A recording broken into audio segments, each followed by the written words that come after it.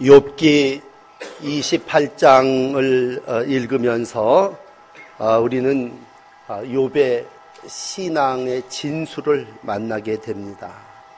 여러분, 재산을 다 잃어버리고 또 자식이 죽고 몸이 병들어서 살이 뼈에 붙어있는 그러한 모습이 욥의 현존의 모습이죠.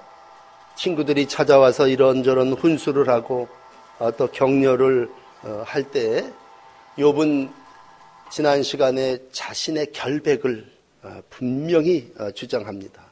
나는 입술로 불의를 말하지 않았고 온전함을 버리지 않았으며 내 마음이 내 생애를 비웃지 아니하리라. 그래서 지난 시간 우리가 욥기 27장을 읽으면서 이제 욥의 신앙을 다시 한번 되돌아보게 됐습니다. 오늘 이제 욥기 28장에 와서 여전히 상황은 변한 게 없어요. 모든 현존 앞에 욥은 뜬금없이 지혜에 대해서 말하고 있습니다. 참 이 상황에서 지금 지혜라는 말이 나올 수 있을까? 그럼에도 불구하고 욥은 자기의 처지, 자기가 지금 어떤 형편 가운데 있든지 간에 지혜라고 하는 것은 욥기 28장 28절에 있는 말씀처럼 주님을 경외하는 것이요 악에서 떠나는 것이다. 그렇게 말씀하면서 이 욥기 28장 전체를 통해서 지혜에 대한 가르침을 우리에게 주시고 있습니다. 여러분, 그 사람이 지금 어떤 상황에 있느냐라고 하는 건 참 중요해요. 지금 네 꼴이, 지금 네 몸 하나 간수하지 못하는, 지금 너에게 남아있는 거라고 하는 그 잇몸 하나 남아있는데, 넌 어떻게 그 입으로 지혜를 말할 수 있느냐? 우리가 참 인간적인 입장에서 보면 욥을 좀 딱하게 생각할 수 있습니다. 그러나 욥은 오늘 아주 구구절절히 1절서부터 14절까지 인간이 땅에서 온갖 보석을 캐내듯이 그렇게 귀한 은금을 채굴하지만 지혜라고 하는 것은 그렇게 얻는 것이 아니다. 또 15절에서 22절까지 인간이 모든 걸 이익을 위해서 거래하고 값주고 사지만 귀금속은 살 수 있을지 모르지만 아니 오래된 골동품을 살 수 있을지 모르지만 지혜라고 하는 건 돈 주고 사는 것도 아니다. 그렇게 말씀을 시작하고 있습니다. 그러면서 그는 분명하게 인간이 이 땅을 살아나가면서 땅 위에다가 뭘 뿌리고 거기서 100배의 걸치를 거둘 수 있다는 거죠. 또 땅속에 누구도 모르는 감추어져 있는 광물을 캐내서 1000배, 10,000배의 수확을 거둘 수 있다고 하는 것을 말씀합니다.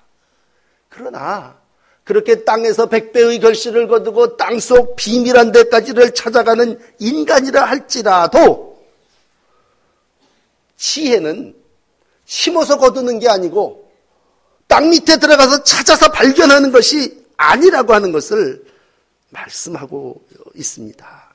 그러면서 이제 오늘 본문에 왔어요. 23절에 오직 하나님만이 지혜의 길이고 그 위치를 알고 계시다. 이렇게 말씀하고 있습니다. 이 말은 곧 하나님이 길이요, 진리요, 생명이라고 하는 말씀입니다. 그러므로 여러분, 우리가 이 땅을 살아나가며 광물을 채굴하여 내 것으로 삼고 땅에서 씨를 뿌려 많은 곡식을 창고에 거둘 수 있을지는 모르지만 우리가 지혜를 그렇게 노력해서 얻을 수 있다면 오늘 우리 여기 왜 앉아 있겠습니까? 하나님이 주시는 지혜는 우리의 노력으로 단 몇 그램을 얻어내는 것 아니고 하나님만이 우리에게 지혜를 주시는 분이시기에 오늘도 지혜는 하나님께로부터 온다고 하는 그러한 말씀을 욥은 고통 중에 우리에게 말씀해 주시고 있습니다. 그러므로 여러분, 우리가 지혜는 도대체 어디서 오냐라고 할 때 지혜는 모든 생물의 눈 속에도 감추어져 있습니다. 공중의 새에도 감추어져 있습니다. 그러면 지혜는 어디 있고 명철이 머무는 곳은 어디냐? 라고 할 때 인간은 그것을 알 수 없다고 하는 거죠. 아주 그냥 한마디로 오리무중이라고 하는 말을 쓴다면 어디에 있는지 어느 자리에 있는지 인간은 그 출처를 알 수가 없다고 하는 것이요. 왜 그런가 하면 그 지혜라고 하는 것이 하나님께로부터 오기 때문이라고 하는 것이죠. 그래서 오직 그분만이 땅끝까지 살피실 수 있고 하늘 아래에 있는 모든 것을 보신다 라고 하면서 오늘 첫째로 하나님이 그 길을 아신다 라고 말씀하고 있습니다. 그러므로 지혜의 근본은 하나님이십니다. 여러분 이 땅을 살아나가며 하나님 그분만이 지혜의 장소, 지혜의 길, 지혜가 있는 곳을 아시는 분이십니다. 왜? 24절에 그분은 무소부재하시고 만물을 창조하시고 그 창조하실 때 지혜로 선포하고 세우시고 궁구하셨기 때문이다. 그렇게 말씀하므로 창조주이신 하나님만이 지혜의 근본임을 일러주시고 있습니다. 설명을 창조를 이렇게 표현하고 있어요. 오늘 본문 바람의 무게를 또 비의 분량을 또 비가 내리는 어떤 규칙적인 그러한 것을 아니 천군과 번개가 치는 법칙 이러한 것들을 누가 하나님께서 정하셨다는 거죠. 어디에 지진이 나고 수백의 사람들이 희생을 당하고 그런 모습들을 우리가 볼 때에 하나님께서 지금도 땅끝까지 모든 것들을 돌보시고 천하를 살피시는 그러한 일들을 행할 때 나 욥 개인적으로 내 삶을 살아나가며 지혜라고 하는 것이 뭐냐? 그건 내가 하나님을 경외하는 것이요 악에서 떠난 것이다. 그렇게 자기가 삶을 통해서 고백하고 있습니다. 그러므로 우리가 욥기 1장에서부터 28장까지 오늘 28일 동안 이 말씀을 쭉 읽어오면서 우리는 욥이라고 하는 사람하고 같이 신앙을 하면서 야 과연 우리가 1장이 아니고 2장이 아니고 3장이 아닌 28장에 와서 과연 지혜를 말할 수 있을까? 하나님의 능력과 지혜와 선하심 그리고 그 하나님의 오묘하신 뜻을 지금 살이 뼈에 붙어서 말을 할 수 없는 그러한 상황 속에서 과연 그 입이 지혜를 말하며 지혜를 구할 수 있을까라고 하는 우리의 의문 그렇게 됩니다.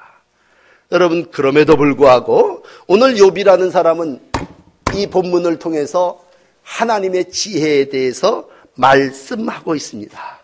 그건 그 위에 하나님의 영이요 지혜와 총명의 영이요 모략과 재능의 영이요 지식과 여호와를 경외하는 영이 강림하시는 것이다. 지혜라고 하는 것은 우리가 땅을 캐가지고 심어가지고 얻어지는 것이 아니라 위로부터 하나님께서 우리에게 내려주시는 선물이다. 그러므로 여러분 우리가 이 땅을 살아나가며 함께 신앙생활할 때 지혜가 뭡니까? 그랬을 때 지혜는 땅에서 세워지는 것이 아니라 위에서 아래로 하나님께서 인간에게 내려오는 영이요 하나님의 말씀임을 먼저 믿으시기를 축원합니다.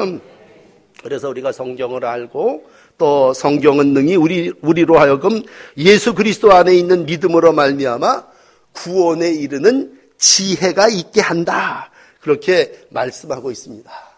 그렇다면 이제 오늘 본문인 과연 지혜라고 하는 거 그게 위에서부터 우리에게 내려온다면 하나님께서 우리에게 주시는 선물이라면 그 지혜 어떻게 하면 받을 수 있습니까? 그 지혜 어떻게 하면 얻을 수 있습니까? 오늘 욥은 그 지혜는 여호와를 경외하는 것이다. 이렇게 말씀하고 있습니다. 지금 상황이 잿더미에 앉아있는 모습보다도 더 참혹하고 무능한 그러한 상황임에도 불구하고 이 현장, 이 현실 앞에서 그는 지혜라고 하는 건 하나님을 경외하는 거다. 이렇게 선포하고 있습니다. 지난 주간 지나면서 어떤 낙심한 분을 만납니다. 입에서 나오는 표현이 뭐냐면 교회 다녀가지고 되는 게 없다는 거예요. 교회를 다녀봐도 또 예배를 드려봐도 뭐 똑같다고 하는 얘기죠. 뭐 솔직한 자기의 심정을 뭐 토한 거에 대해서 뭐라고 말씀드리고 싶지는 않습니다. 오늘 욥의 세 친구를 3번이나 욥이 만나서 이런저런 얘기를 나눌 때 그 욥의 세 친구들이 공통적으로 한 얘기는 뭐냐면 그건 네 잘못이다. 하나님 앞에 네가 뭐 잘못한 게 있으니까 하나님이 너를 그렇게 자식도 뺏어간 거고 재산도 날라간 거고 네 몸도 병든 거 아니냐. 너 하나님 앞에 잘못했다고 해라. 그래야 하나님이 너 불쌍히 여기시고 긍휼히 여겨주실 거 아니냐. 그것이 일반적인 친구들의 반복적인 3차례나 이어졌던 말이었습니다. 그런데 오늘 거기에 대해서 욥은 지혜라고 하는 것은 뭐냐라고 할 때 그건 바로 여호와를 경외하고 오늘 나의 삶의 자리 속에서 하나님을 의지하는 것임을 다시 한번 천명 밝히고 있습니다. 여러분, 우리가 잘 될 때 역시 하나님을 경배했더니 내 삶이 이렇게 형통하구나 그렇게 얘기할 수 있습니다. 그러나 욥은 지금 28장이 잘 나가고 있는 상황이 아니에요. 분명히 욥은 여기서 지금 그럼에도 불구하고 하나님을 경외하라고 하는 얘기는 내가 지금 이 당하고 있는 모든 환난, 고통, 병고를 나는 지금 내 몸으로 짊어지고 있고 나는 그걸 지금 감수하고 있고 하나님이 오늘도 나를 통해서 그렇게 삶을 이루어가게 하고 있다고 하는 말씀입니다. 여러분, 우리가 복음서를 읽어보면요 참 많은 가르침이 있습니다만 이 복음서를 읽어보면 예수님이 이 세대를 무엇에 비유할까 그러면서 이런 말씀을 하신 적이 있어요. 장마당에 나가서 앉아갖고 동무들을 불러서 이렇게 얘기를 하면서 하는 그러한 모습 가운데 피리를 불어도 춤추지 않고 슬피 울어도 가슴을 치지 아니하였다. 뭐 좀 표현을 달리해서 그 다음 절에 이런 말씀이 이어져요. 요한이 와갖고 먹지도 마시지도 아니하며 삶을 하나님 앞에 이루어가고자 하니까 사람들이 뭐라고 훈수를 주냐면 저거 귀신 들렸다.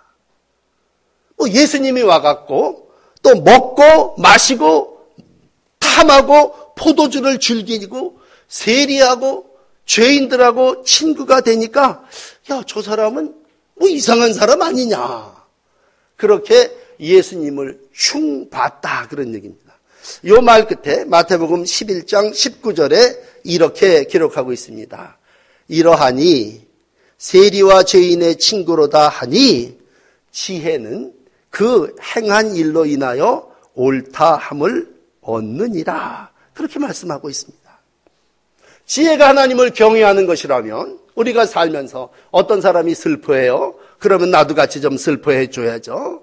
근데 어떤 사람이 피리를 불어요. 그러면 거기다 장단을 마치고 같이 좋아하고 노래를 부르고 기뻐해야죠. 그런데 그렇지 않다고 하는 거예요. 피리를 부는데 거기 가서 같이 기뻐하기보다 넌 지금 왜 피리를 불고 있냐.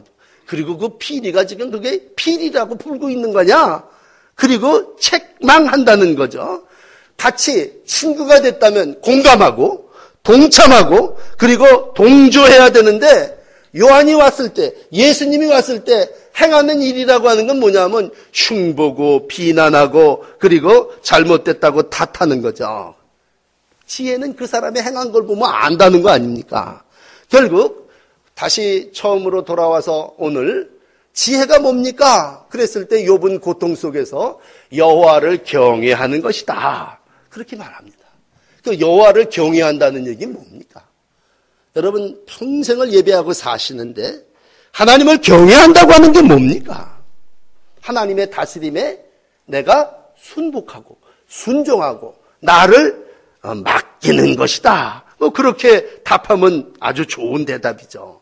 여호와를 경외함이 지혜다라고 하는 건 내가 잘 될 때도 하나님 앞에 아이들의 명수대로 다 제물을 드리고 예배하지만 오늘 내가 아무것도 없이 쫄딱 망해서 입으로 그냥 주신 분도 하나님이시니까 또 취하여 거두어 가시는 분도 하나님이시죠. 그러니까 주셨다가 하나님 다 가져어 가신 것, 이렇게 우리가 입으로는 얘기할 수 있지만 지금 그걸 당장 자기의 현실, 자기의 몸으로 경험하면서 넌 지금도 그 말이, 너 지금도 1장 21절에 했던 그 말이 28장에 와서도 유효하냐? 그럴 때 욥은 그렇다 하죠.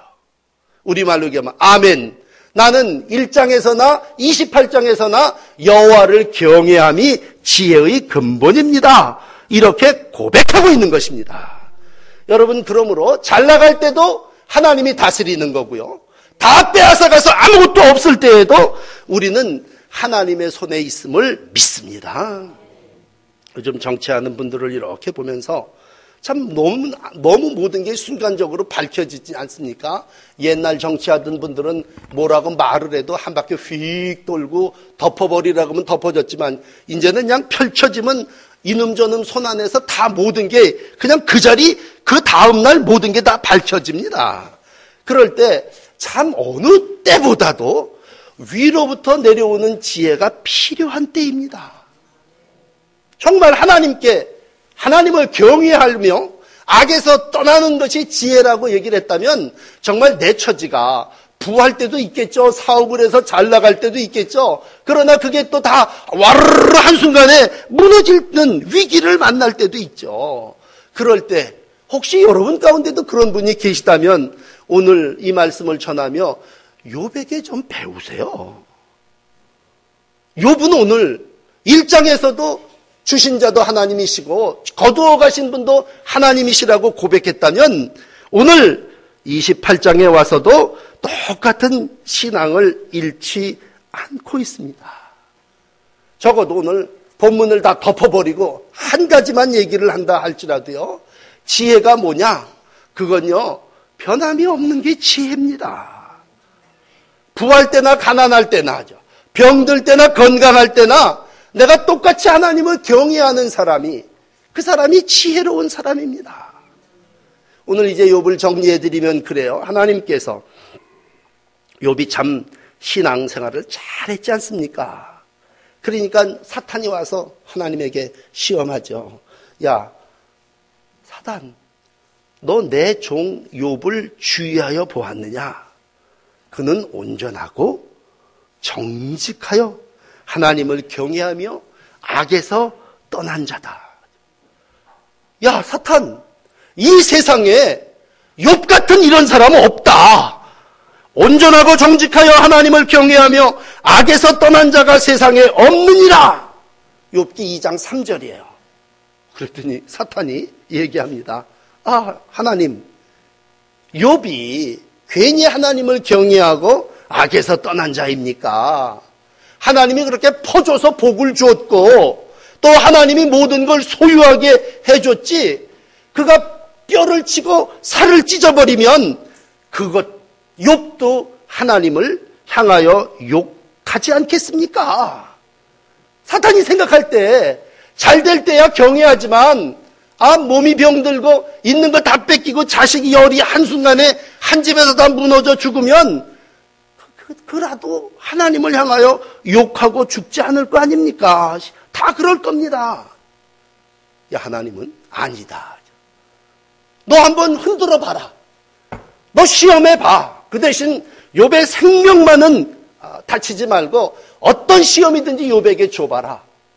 욥이 말로만 경외하는 게 아니라 정말 그런 상황에 깔고 주저앉아 있다 할지라도 욥은 오늘 하나님을 경외하며 악에서 떠날 거야.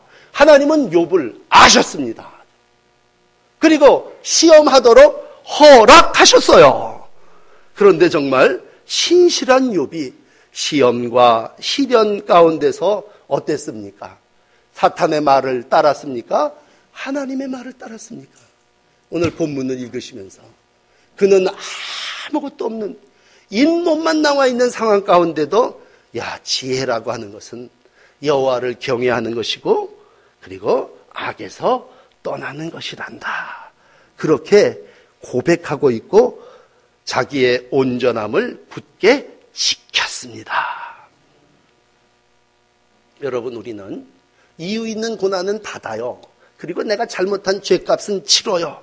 그런데 사단이 충동하여 까닭없이 칠 때 우리는 다 하나님을 부인합니다. 그리고 하나님을 향하여 입이 나와서 불평하고 원망합니다. 지혜가 뭡니까? 전도서가 얘기하는 지혜를 이렇게 정리하면 여호와를 경외하는 것입니다.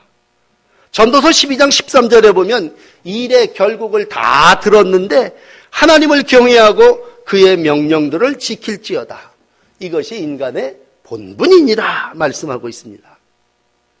지혜를 말하고 있는 지혜서가, 그리고 욥기가 왜 지혜 문학이냐 할 때 잠언 3장은 이렇게 얘기합니다. 너는 범사의 그를 인정하라. 그리하면 내 길을 지도하시리라. 너 스스로 지혜롭게 여기지 말지어다. 여호와를 경외하며 악에서 떠날지어다. 잠언 3장 6절과 7절의 말씀입니다. 그럼 악에서 떠나고 여호와를 경외함이 지혜인데 이것을 과연 범사에 할 수 있겠느냐라는 얘기죠. 오늘 여러분, 너는 범사의 그를 인정하라 라는 이 범사가 뭡니까? 범사. 범사에 감사하라, 항상 기뻐하라 그랬을 때 범사가 뭐고 항상이 뭡니까? 범사라는 말은 가난할 때 있는 거 다 없어져 버렸죠. 병 들었을 때, 자식이 다 이 땅에서 고통을 당하고 죽어갈 때, 그럴 때 우리가 범사라고 하는 말을 쓴다면 정말 혼인서약을 할 때 했던 그 고백처럼 기쁠 때나 슬플 때나 건강할 때나 병들 때나 그랬을 때 그게 범사죠. 너는 범사의 그를 인정하라. 그러면 그분이 내 길을 지도하시리라. 그 길이 하나님이시고 그 길이 진리고 그 길이 생명이란 말이죠. 그러므로 이 아침 여러분들에게 설교합니다. 사랑하는 성도 여러분, 범사에 하나님을 인정하시기를 축원합니다. 현실 앉아있는 그 잿더미 앞에서 지금 내 손엔 기와 조각이 있어서 몸을 머리끝부터 발끝까지 긁어대고 있지만 그 현실을 내가 직시하면서 현실을 현실로 인정하면서 여기서 하나님을 경외하고 여기서 악을 멀리한다고 하는 거죠. 하나님이 욥에게 주신 귀한 믿음입니다. 여러분, 인정할 걸 인정해야죠. 많은 분들이 어려움을 당할 때 쉽게 병이 걸린 그 병이 흔한 암이라고 얘기를 합시다. 암에 걸렸다 그랬을 때 가장 건 그걸 인정하지 않는 거예요. 범사에 그를 인정하라고 할 때 그것도 하나님이 내게 주신 것. 아니, 하나님이 꼭 복만 주십니까? 병도 주시죠. 그렇다면 지혜는 뭡니까? 악에서 떠나는 것이죠. 오늘 마지막 세 번째로 28절 끝절은 말합니다. 악을 떠남이 명철임이라. 몸의 보석을 단장하고요. 명예를 얻어갖고 좋은 자리, 높은 자리에 앉아있고 사람들이 와서 살해합니다. 지나가는 사람들이 다 하고 젊은이들은 욥이 너무 존귀하니까 슬금슬금 숨고 나이 먹은 노인들은 욥이 오니까 다 일어납니까? 일어나죠. 얼마나 29장의 욥의 모습이 멋있습니까? 그 옛날 욥의 과거가 그랬죠. 근데 오늘 욥의 형편은 어떻습니까? 이게요, 있는 재산 다 없어지고 명예 다 떨어지고 몸이 병드니까요. 그러지 말아야 될 사람이 한 사람이 있는데 평생을 욥의 집에서 녹을 먹는 종이 있습니다. 여종이 있어요. 그 여종이 욥을 바라보면서 성경은 이렇게 표현해요. 낯선 사람처럼 여기더라. 야, 평생을 해서부터 어른 될 때까지 입히고 먹이고 늘 사랑으로 돌봐주고 키워주고 그래서 은혜를 베풀었다면 그는 욥이 분명히 주인이에요. 그러면 부자일 때만 주인입니까? 가난할 때는 주인이 아닙니까? 참 안타까운 거죠. 오늘 이 종을 요즘으로 표현하면 죄송합니다만 운전기사 있을 때 운전기사. 그렇지 않겠습니까? 가자. 그러면 가는 거죠. 여기서 서서 좀 멈춰라. 그럼 멈추죠. 그리고 여기서 좀 기다려. 그러면 좀 기다립니다. 왜? 그분이 나에게 녹을 주고 그리고 나의 모든 일들을 주장하고 인도하는 사람이죠. 그런데 쫄딱 망하고 나니까 어디서부터 이 운전기사서부터 배신을 하는 거죠. 낯선 사람처럼 대하고 심복이 정말 내 심장을 다 띄워줄 것처럼 그랬던 사람들이 욥을 바라볼 때 저 사람이 언제적 사람이지? 이러고 낯선 사람처럼 쳐다본다는 거죠. 지금 욥이 그 경험을 했어요. 이미 우리 넘어오면서 읽었지 않습니까? 종조차도 나를 낯선 사람으로 여기는구나. 그렇죠. 그렇다면 여러분, 그러한 상황 가운데서 어떻게 해야 됩니까? 라고 할 때 오늘 악에서 떠남이 명철이라고 하는 말씀을 우리에게 하시고 있습니다. 여러분, 여기서 악이라고 하는 말을 나눌 때 우리는 악인? 그랬을 때 무슨 친구를 괴롭히는 학생이 악인이다. 편의점에 가서 뭘 이렇게 들고 나오고 계산을 안 한 사람이 악인이다. 오늘 여기서 얘기하는 악인은요, 하나님을 경외하지 않는 사람입니다. 영적으로 얘기를 한다면 여호와를 쳐버린 사람이에요. 여호와를 믿고 경외하지 않는 사람이에요. 시편 14편 2절이 얘기하는 악인은 누구냐? 그건 바로 하나님을 찾지 아니하는 자입니다. 하나님을 모른다 그러는 사람이죠. 그게 악인입니다. 그렇다면 뒤집어서 그러면 하나님은 어떤 사람을 경외하는 사람을 통해서 역사하느냐라고 할 때 잠언 3장이 얘기하는 여호와를 경외하는 자, 그가 뭐예요? 악에서 떠난 자요, 지혜와 명철을 얻는 자입니다. 그렇다면 다 정리를 해서 오늘 욥, 그는 참 지혜로운 사람입니다. 하나님이 1장에서부터 인정하셨습니다. 내 사랑하는 아들 욥은 여호와를 경외하며 악에서 떠난 자이니라. 이미 앞에서 욥의 신앙과 삶을 하나님은 인정하셨습니다. 그럼 이 부분에 와서 정말 욥이 그랬느냐? 옆에서 욥의 아내가 충동질을 하죠. 하나님을 부인하고 죽어버려라. 그깟 놈은 하나님을 왜 믿냐? 그 하나님이 당신 앞에 정말 이 모습을 만들어줬다면 너 하나님을 부인하고 죽어라. 평생을 같이 제사를 드렸던 부인, 어리석은 부인이죠. 그 부인이 하나님을 부인하고 죽으라고 그랬습니다. 그랬을 때 욥은 그 말에 솔깃했습니까? 아니죠. 오늘 이 말을 하고 있는 거예요. 가난할 때나 부할 때나 어떤 상황, 어떤 형편, 어떤 처지에 있더라도 그럼에도 불구하고 나는 여호와를 경외하며 악에서 떠난다는 얘기죠. 무슨 신앙입니까? 하나님을 인정하는 신앙입니다. 하나님이 다스리신다고 하는 거죠. 여러분, 하나님을 경외한다고 하는 건 뭐 이렇게 예배를 드리고 연보를 드리고 봉사하는 게 아니라 하나님을 경외한다는 건 하나님이 나를 지배하시고 하나님이 나를 다스리신다는 거 아닙니까? 그럼 위로부터 성령의 능력으로 우리를 눌러 지배하시고 이 세상을 살아나갈 수 있도록 다스릴 때 하나님은 이 세상 속에서 나를 세우시기도 하고 무너뜨리기도 하고 있는 것을 많이 주시기도 하고 빼앗기도 하신다면 그 하나님의 손길을 인정하는 것이 오늘 여호와를 경외하는 것입니다.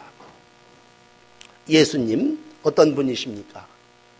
히브리서 5장 7절은 이렇게 얘기합니다. 예수님의 사역에 대해서 육신의 몸을 입고 이 땅에 오셨습니다. 육체를 입고 계실 때 자기를 죽음에서 능히 구원하실 이에게 어땠습니까? 심한 통곡과 눈물과 간구와 소원을 올렸습니다. 그의 경건하심으로 말미암아 하나님이 그 모든 것들을 들으셨습니다. 그러면 예수님이 이 땅에 살면서 왜 통곡하고 눈물을 흘리고 간구하고 소원을 아뢰야 됩니까?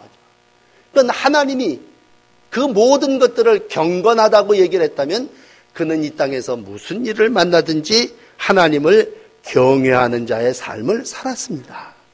그러니까 예수님은 고난 당하신 거예요. 고난으로 순종함을 배우신 거고 그 고난을 통해서 하나님을 만난 거죠. 욥도요. 어쩜 예수님하고 똑같이 그런 고백을 합니까? 전에는 내가 말로 예수님에 대해서 내 하나님에 대해서 말했지만 고난당한 전에는 내가 입으로 1장 2장에 가서는 입으로 얘기한 거죠. 입으로 주셨습니다. 걷어가셨습니다. 이랬습니다. 뭐 이렇게 입으로 얘기했죠. 그러나 현실 속에서 그걸 당하고 나니까 뭐예요? 이제 난 체험한 것, 체험. 신앙을 통해서 나는 이제 눈으로 주를 봤습니다. 이제. 예수님은요, 십자가의 고난을 받으심으로 어떻게 됐습니까?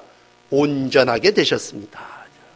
우리가 지지난주에는 그걸 내가 풀무불 속에 들어갔다 나와 모든 걸 제거하고 순금이 됐고 정금이 되었다라고 하는 고백입니다.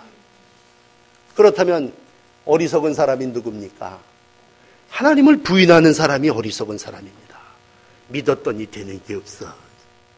재산도 손해봤고 몸도 병들었고 애도 안 됐고 난 이게 무슨 예수를 믿는다는 게 이런 거야. 그건 하나님을 경외하는 게 아니올시다. 오늘 고난의 자리에서 여호와를 경외하는 욥이 여러분들의 신앙이 되시기를 축복합니다. 오늘도 이 땅을 살아나가며 어떠한 고난을 당하십니까? 여러분 그 고난의 자리에서 여호와를 경외하시고 악을 떠나는 게 지혜요 하나님의 백성의 모습입니다.